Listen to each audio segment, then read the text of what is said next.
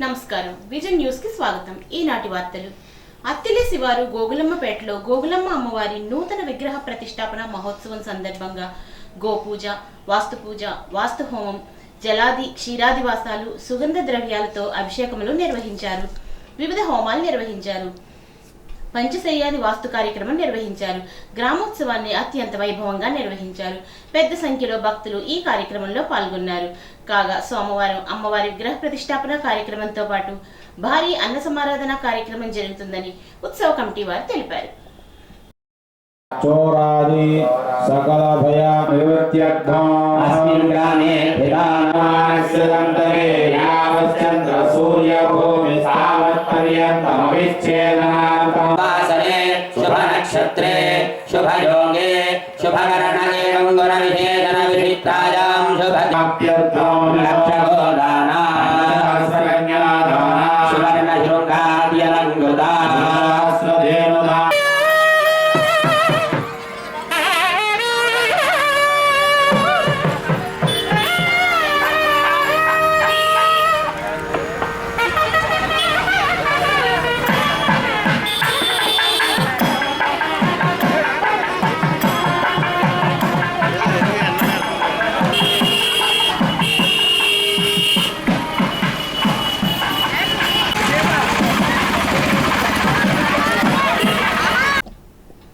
అత్తిలి మండలం మంచిలి గ్రామంలో పద్మశాలి కులస్తుల కులదైవం భావన ఋషిస్వామి వారి వార్షికోత్సవం సందర్భంగా భారీ అన్న సమారాధన కార్యక్రమాన్ని నిర్వహించారు. ఉత్సవ కమిటీ అధ్యక్షుడు సిహెచ్ శ్రీనివాస్, కార్యదర్శి మోములేటి ప్రసాద్, కోశాధికారి శ్రీనివాస్, బోడ నరసింహమూర్తి, సత్యనారాయణ, రాంబాబు, బోసుకొండ సత్యనారాయణ గ్రామ ప్రముఖుల ఆధ్వర్యంలో జరిగిన ఈ కార్యక్రమంలో అధిక సంఖ్యలో భక్తులు పాల్గొన్నారు.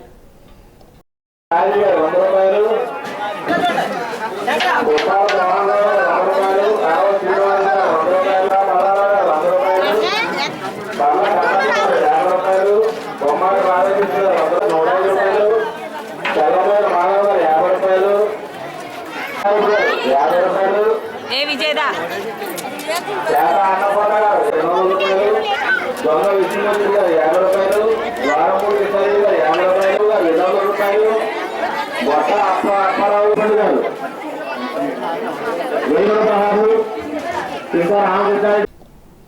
అత్తిలి మండలం ఈడూరు గ్రామ పంచాయతీ పరిధిలో దాళవ పంటకు సాగునీరు అందక వరి పొలాలు బీళ్లుగా మారాయని రైతులు ఆవేదన వ్యక్తం చేశారు. అధిక వర్షాల కారణంగా సార్వా పంట పూర్తిగా నాశనమైందని, 2 దఫాలుగా విత్తనాలు పెట్టుబడిగా 6,000 రూపాయలు ఒక రైతు ఎకరానికి ఖర్చు పెట్టాడని, సార్వా 3వ దఫా పంట ఊడ్చలేక మొత్తం 400 ఎకరాలు గ్రామ పంచాయతీ పరిధిలో వదిలివేశారు. నష్టపోయిన రైతుకు ఎటువంటి పరిహారం అందలేదని వాపోయారు. దాళ్వా పంటకు ఒక ఎకరానికి 35,000 రూపాయలు పెట్టుబడి పెట్టామని, తీరా పంట ఈనే దశలో ఇప్పటికీ సాగునీరు అందక చేలు బీట్ల వారి కారణంగా పంట దిగుబడి తగ్గిపోయిందని ఆవేదన వ్యక్తం చేస్తున్నారు. ఈడూరు గ్రామంలో పంట చేలోకి దిగి రైతులు ఆందోళన వ్యక్తం చేస్తున్న సందర్భంగా రైతులు మాట్లాడుతూ ఇప్పటికే అప్పులు తెచ్చి పెట్టుబడి పెట్టి కౌలు వ్యవసాయం చేస్తున్న తమకు తీవ్ర అన్యాయం జరుగుతుందని, ఈ సందర్భంగా కౌలు రైతు సంఘాల ఉపాధ్యక్షుడు కేతా గోపాలంతో పాటు గ్రామ రైతులు సంకు లక్ష్మణరావు, ఒక్కాయ ఓబునపల్లి సుబ్బారావు తదితరులు నిరసన కార్యక్రమంలో పాల్గొన్నారు. ప్రతి ప్రభుత్వ ఉద్యోగి ఉద్యోగంలో జాయిన్ అయినప్పుడే పదవీ విరమణ డేట్ కూడా నిర్ణయించబడుతుందని ఎంఈఓ రవీంద్ర తెలిపారు. ఆకివీడులో శ్రీమతి సరోజినీ నాయుడు బాలికోన్నత హైస్కూల్లో సోషల్ బీఈడీగా పనిచేసి పదవీ విరమణ చేసిన స్వర్ణ కుమారిని శనివారం సత్కరించారు. ఈ సందర్భంగా ఎంఈఓ రవీంద్ర మాట్లాడుతూ ఆమె పేరులోనే స్వర్ణం ఉందని, ఆమె బోధన కూడా స్వర్ణమయమని అన్నారు. విద్యార్థులకు విలువలు కలిగిన విద్య నేర్పిస్తే సమాజం అభివృద్ధి చెందుతుందని అన్నారు. పదవీ విరమణ అనంతరం ఆవిడ శేష జీవితం ఆయురారోగ్యాలతో సుఖమయంగా కుటుంబ సభ్యులతో ఉండాలని ఆశిస్తున్నట్లు తెలిపారు.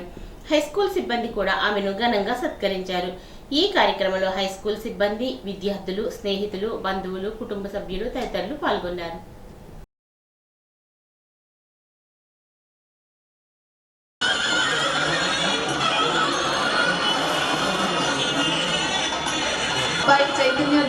మరియు వాళ్ళ కోడల పేరున ఇలా చూడాలి మేడం. అంటే నిన్ననే యాక్చువల్గా 2025 ఫిబ్రవరి 28వ తారీఖున మన సోషల్ టీచర్ గారు అయినటువంటి స్వర్ణకుమారి గారు మరి రిటైర్డ్ అయ్యి ఉన్నారు. మనకు తెలుసు టీచర్గా ఎప్పుడైతే ఉద్యోగంలో చేరతామో మరి డేట్ ఆఫ్ బర్త్ను బట్టి రిటైర్మెంట్ కూడా మనకి ముందుగానే తెలిసి ఉంటుంది. 62 సంవత్సరాల తర్వాత తప్పనిసరిగా ప్రతి ఉద్యోగి కూడా రిటైర్మెంట్ కావాల్సిన పరిస్థితి ఉంది. మరి ఈ మధ్యలో టీచర్ గారి యొక్క సర్వీసెస్ చూస్తే చాలా సుదీర్ఘంగా సుమారుగా 26 సంవత్సరాలు ఉపాధ్యాయ వృత్తిలో పనిచేస్తూ అనేక వేల మంది విద్యార్థులకు మరి బంగారు బాటలు వేస్తూ విద్యాబుద్ధులు నేర్పిస్తూ ఉన్నత శిఖరాలకి మరి పాటుపడినటువంటి పరిస్థితులు మనందరం కూడా ఈ సందర్భంగా గుర్తుకు తెచ్చుకోవాలి. రిటైర్మెంట్ ఫంక్షన్కి వచ్చినటువంటి గౌరవనీయులైన ఎంఈఓ గారికి, అలాగే మా స్కూల్ హెచ్ఎం గారు ఇందిరా మేడం గారికి, అలాగే హై స్కూల్స్ నుంచి వచ్చిన హెచ్ఎం గారికి, యూనియన్ నాయకులందరికీ కూడా నా హృదయపూర్వక కృతజ్ఞతలు, నమస్కారాలు తెలియజేసుకుంటున్నానండి. అలాగే మా అమ్మాయిలు వారి కుటుంబాలు, అలాగే మా అబ్బాయి వారి కుటుంబము, వారి బంధువులు, మా బంధువులు, మా స్నేహితులు, అలాగే నాతో పనిచేస్తున్న మా టీచింగ్ స్టాఫ్ పేరున మేడమ్స్ అందరికీ, అలాగే మాస్టర్లందరికీ కూడా నా కృతజ్ఞతలు తెలియజేసుకుంటున్నానండి. అలాగే పిల్లలందరికీ కూడా నా దీవెనలు, అలాగే వచ్చిన వారందరికీ, మిడ్ డే మీల్స్ వారికి, ఫాతిమా గారికి, రత్నం గారికి, అందరికీ కూడా నా కృతజ్ఞతలు తెలియజేసుకుంటున్నానండి. తేనెటీగల పెంపకంపై యువత దృష్టి సారించి అదనపు ఆదాయాన్ని పొందేందుకు ముందుకు రావాలని కృషి విజ్ఞాన కేంద్రం ప్రధాన శాస్త్రవేత్త మల్లికార్జునరావు తెలిపారు. శాస్త్రీయ పద్ధతిలో తేనెటీగల పెంపకంపై కృషి విజ్ఞాన కేంద్రంలో యువతకు శిక్షణా తరగతులు నిర్వహించారు. మల్లికార్జునరావు మాట్లాడుతూ కరోనా తర్వాత తేనె వినియోగం బాగా పెరిగిందని, నాణ్యమైన తేనె ఉత్పత్తులకు మార్కెట్లో మంచి గిరాకీ ఉందని తెలిపారు. తేనెటీగల పెంపకాన్ని చేపట్టి యువత ఆదాయాన్ని పొందేందుకు ముందుకు రావాలని కోరారు. ఈ కార్యక్రమంలో రాష్ట్రంలోని వివిధ ప్రాంతాలకు చెందిన యువత శిక్షణా తరగతులకు హాజరయ్యారు. నమస్కారం అండి, నా పేరు డాక్టర్ ఎన్ మల్లికార్జునరావు. నేను కృషి విజ్ఞాన కేంద్రం ఉండి పశ్చిమ గోదావరి జిల్లాలో ప్రోగ్రామ్ కోఆర్డినేటర్గా పనిచేస్తున్నాను. అయితే తేనెటీగలు అనేది ఈ మధ్యకాలంలో బాగా తేనె మీద కూడా ఎక్కువ అవగాహన పెరుగుతూ ఉంది. దానికోసం కృషి విజ్ఞాన కేంద్రం ఉండిలో 7 రోజుల శిక్షణా కార్యక్రమాన్ని ఏర్పాటు చేయడం జరిగింది. అయితే ఈ శిక్షణా కార్యక్రమంలో సుమారు 25 మంది కూడా మనకు అటెండ్ అవుతున్నారు. ఇందులో అటు శ్రీకాకుళం దగ్గర నుంచి తిరుపతి కానీ, అలాగే కొంతమంది కుక్కునూరు ప్రాంతం నుంచి కూడా కొంతమంది ట్రైబల్ ఫార్మర్స్ కూడా అటెండ్ అవ్వడము, అంతేకాకుండా కొంచెం ఎడ్యుకేటెడ్ యూత్ కూడా దీంట్లో శిక్షణా కార్యక్రమంలో పాల్గొంటున్నారు. అయితే తేనెకి ఇటీవల కాలంలో బాగా ఆదరణ పెరుగుతుంది. అయితే స్వచ్ఛమైన తేనె అనేది దొరకడం లేదు. కాబట్టి కొంతమంది యూత్ కానీ కమర్షియల్గా స్వచ్ఛమైన తేనెని బాక్సుల్లో పెంచినట్లయితే క్వాలిటీ హనీ కూడా వచ్చే అవకాశం ఉంది. అయితే ఈ తేనె గురించి, తేనె పరిశ్రమ నుంచి ఒక తేనె ఒకటే కాదు, తేనెతో పాటు అదర్ ప్రోడక్ట్స్ కూడా ఉన్నాయి. కొన్ని వ్యాక్స్ కూడా కొంత ఆదాయం వస్తుంది మైనం ద్వారా కూడా. ప్రపాలిస్ కానీ, అలాగే రాయల్ జెల్లీ కానీ, తేనెటీగల విషం నుంచి కూడా కొంత మనకి ఆదాయం కూడా వస్తూ ఉంది.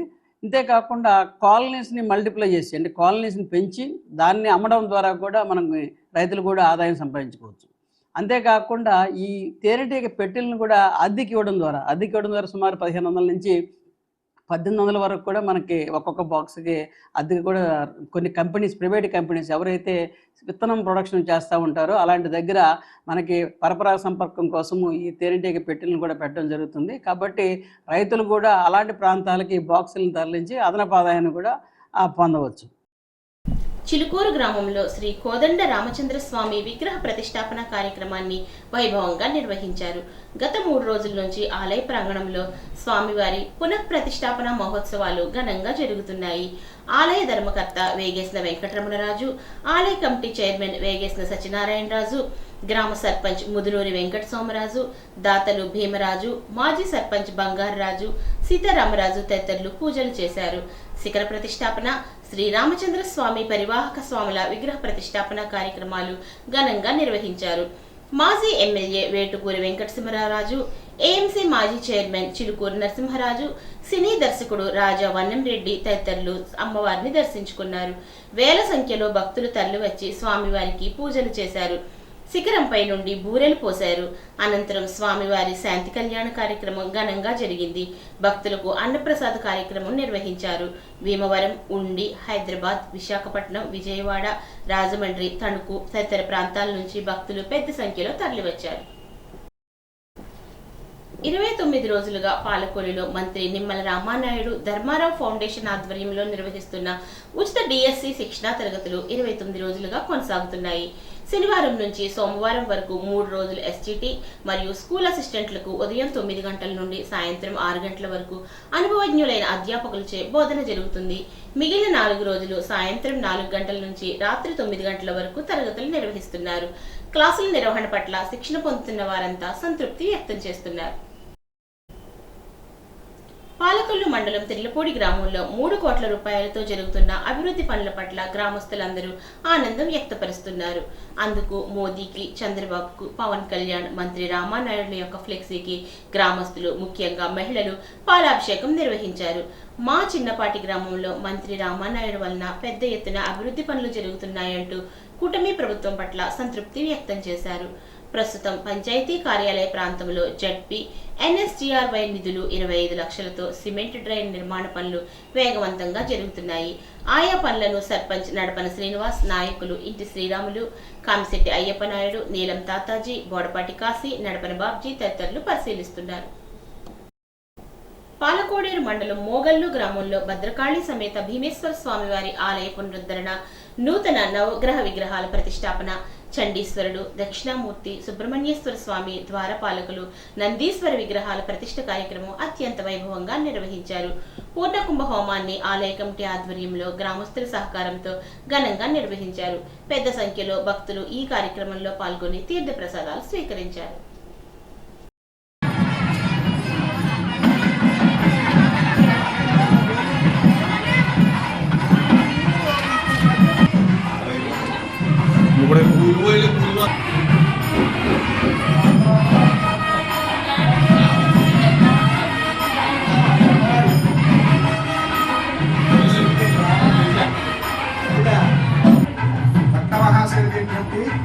మన మోగలు గ్రామంలో ఇంకేసి ఉన్న శ్రీ భద్రకాళి దేవస్థానంలో ఈరోజు అనగా 2/3/2025 ఆదివారం నాడు అత్యంత వైభవంగా నవగ్రహాలు, శ్రీ మేధా దక్షిణామూర్తి, చండీశ్వరుడు, ద్వారపాలక సహిత నందీశ్వరుడి ఇత్యాది విగ్రహాలు మనం అంగరంగ వైభవంగా కమిటీ వారు, భక్తులు, దాతల సహాయ సహకారాలతో ప్రతిష్ఠించుకున్నాం.